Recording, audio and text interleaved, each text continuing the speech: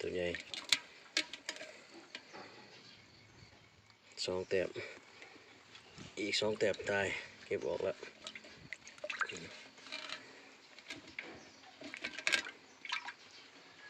ตัวหนึ่ง8 ขีดตัวหนึ่งประมาณ7 ขีดนี่แหละ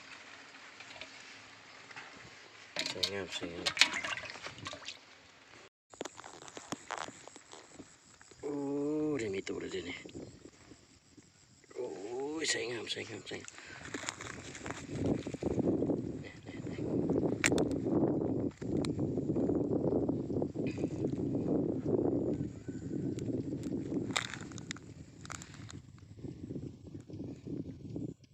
ตัวนี้ประมาณ8 ขีดได้ตัวนี้นะ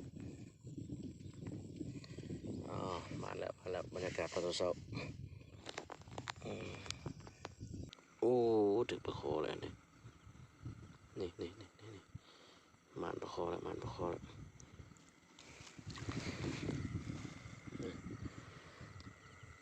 ี่มาน1 แต้มแล้ว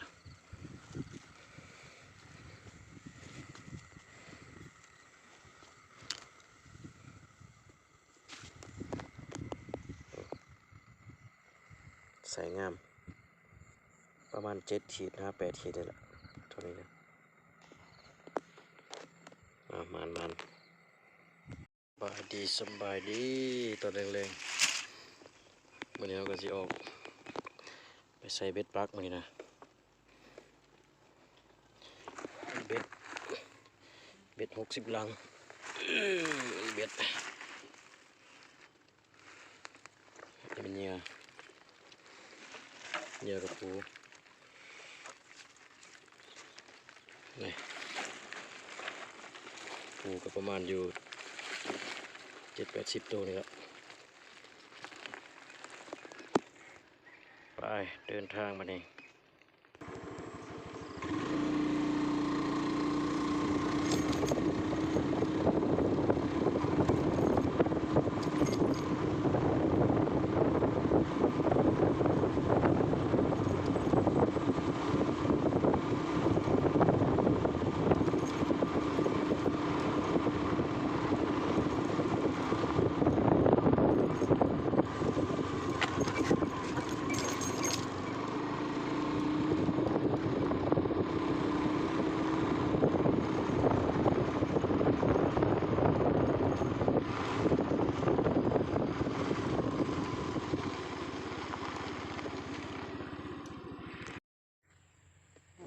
ตอนนี้กำลังมาหอดไม้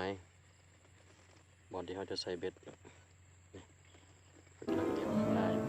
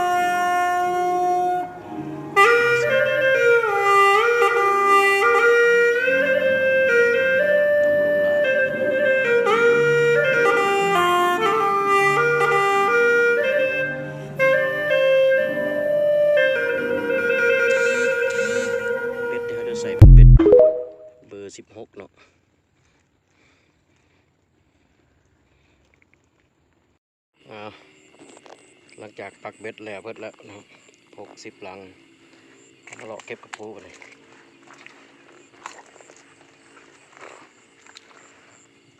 เราเก็บเหยื่อปูตามคลองเนาะตามคลองน้ำเลยน้ำลง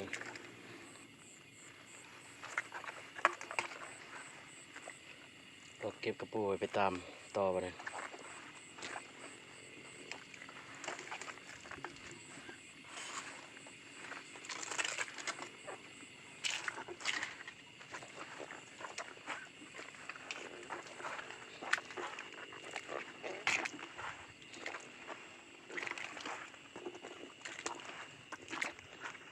น้ำขอน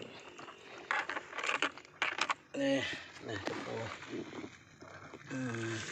ปูเดี๋ยวใส่ตามเป็นตัวสำเร็จอ่ะ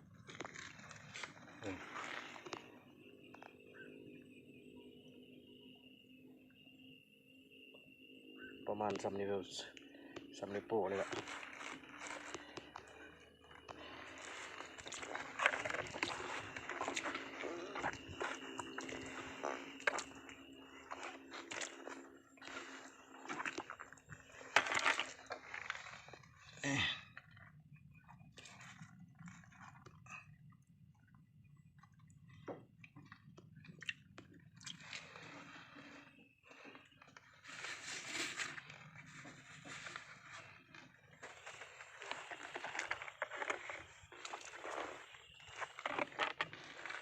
นี่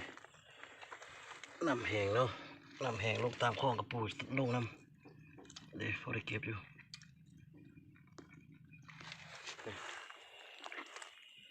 ปูเป็นตัวสำเร็จ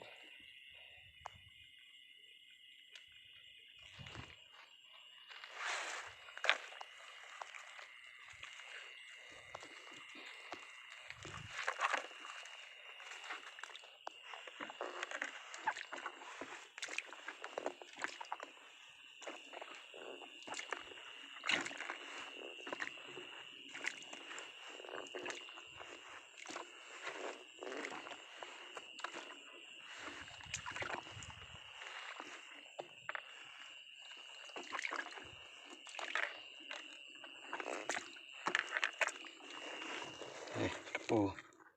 สำนี้ที่ว่าพอดีงามเนาะตามเบ็ด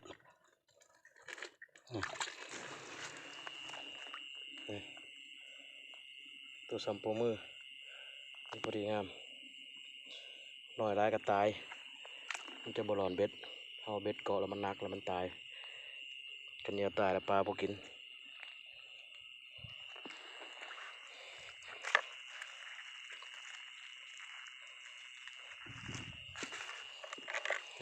วางต่อ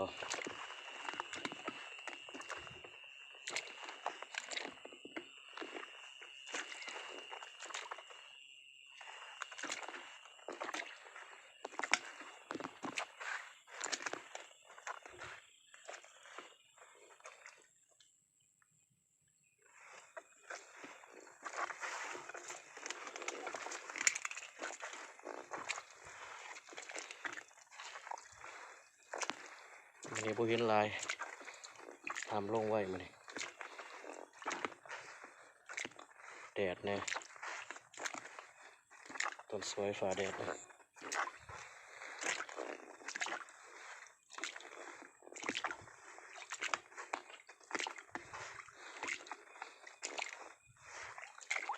ปกติจะมีลายกว่านี้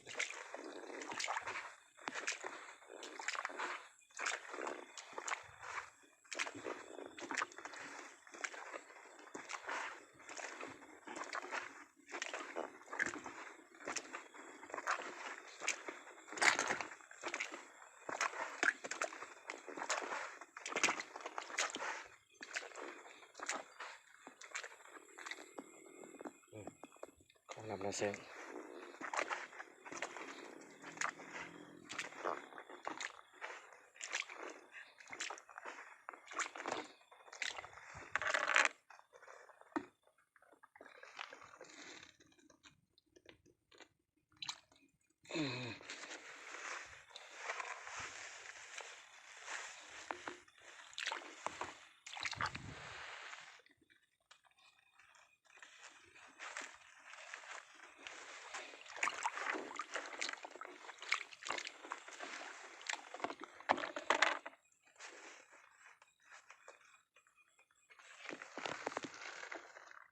อั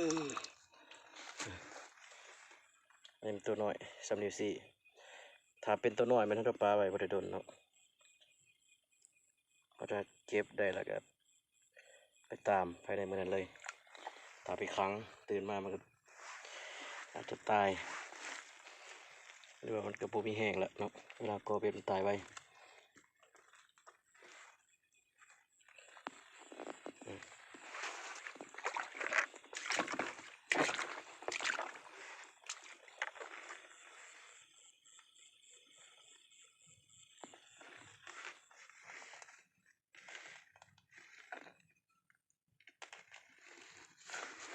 นี่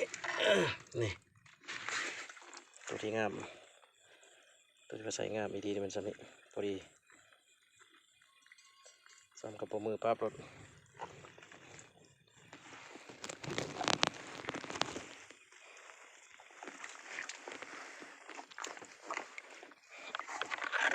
อาวุธคู่มือนี่นะย่างต่อ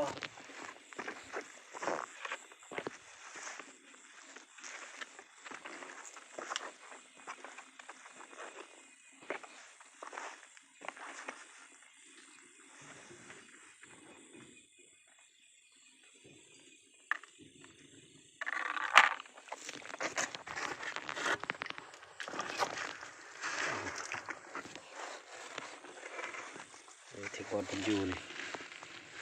3 ตัว 4 ตัว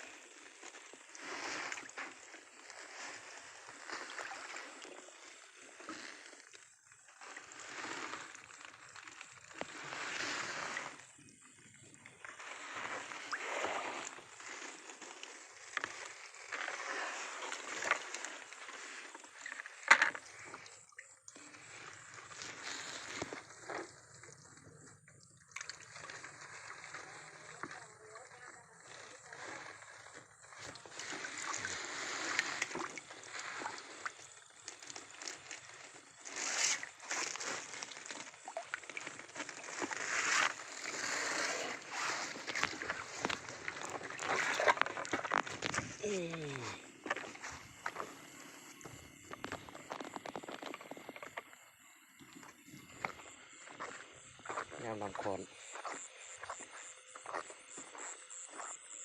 ประคอหน่อยได้หน้ากระไร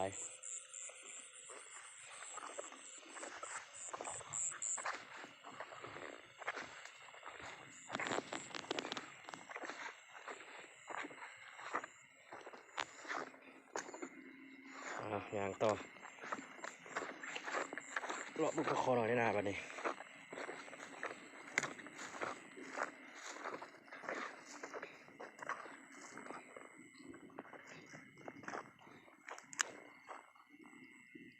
โอ้ดิเจอกระปู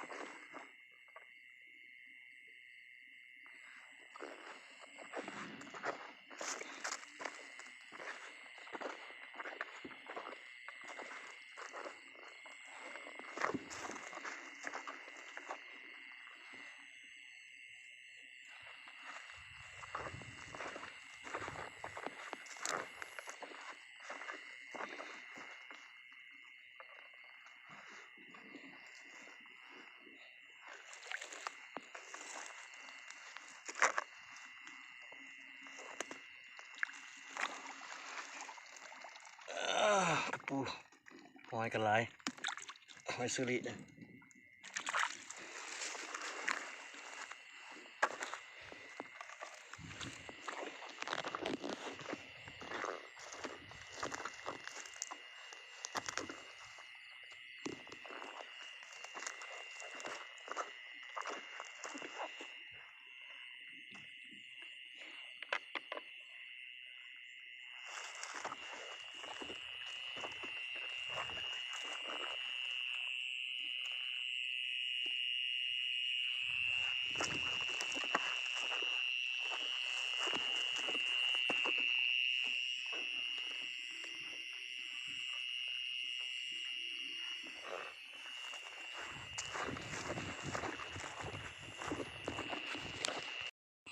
ายดีสบายดี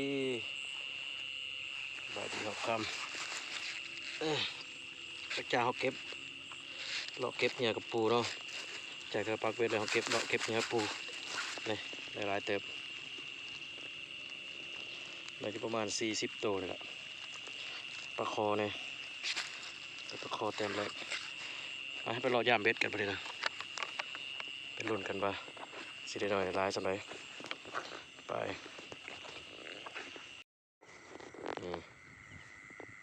ปลาล่มเนี่ยมันนี่ปลาก็ไม่ได้กินเบ็ดมันเลยมาเบื้องหลังนี่มีอากาศแล้วโอ้มือคันเบ็ดเปียกๆอยู่โอ้ถึงปลาคอแล้วนี่มานปลาคอแล้วน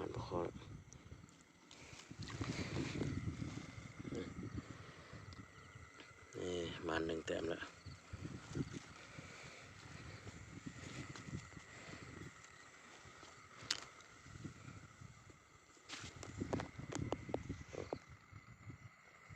ใส่งามประมาณ7 ขีดนะ8 ขีดนี่แหละตัวนี้นะมันอยากตัวบรรยากาศตอนเช้าตอนนี้เวลา5:45แล้วตอนนี้อ่างตัวไปเบื้องล่างข้างหน้าเว้นคันหมกอยู่มีตัวแล้วบูตัวน้อยตัวใหญ่บ่โอ้ได้มีตัวแล้วเดี๋ยวนี้โอ้ยใส่งามตัว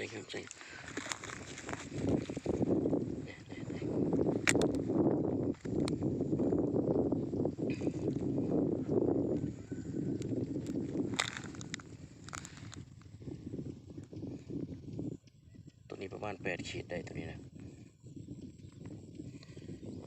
มาแล้วบรรยากาศตอนเช้าฝ่าลมเนี่ยเกิดว่าสิบมีตัวแล้ววันนี้นะ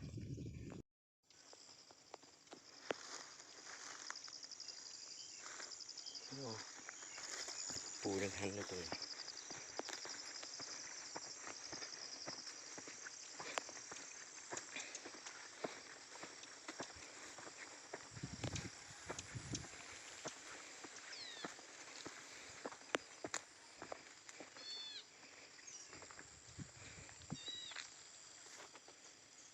บ่มาน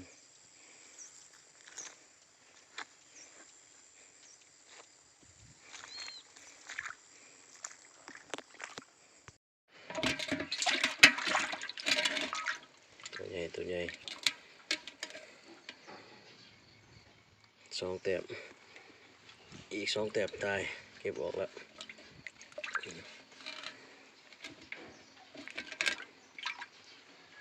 ตัวหนึ่ง8 ขีดตัวหนึ่งประมาณ7 ขีดนี่แหละ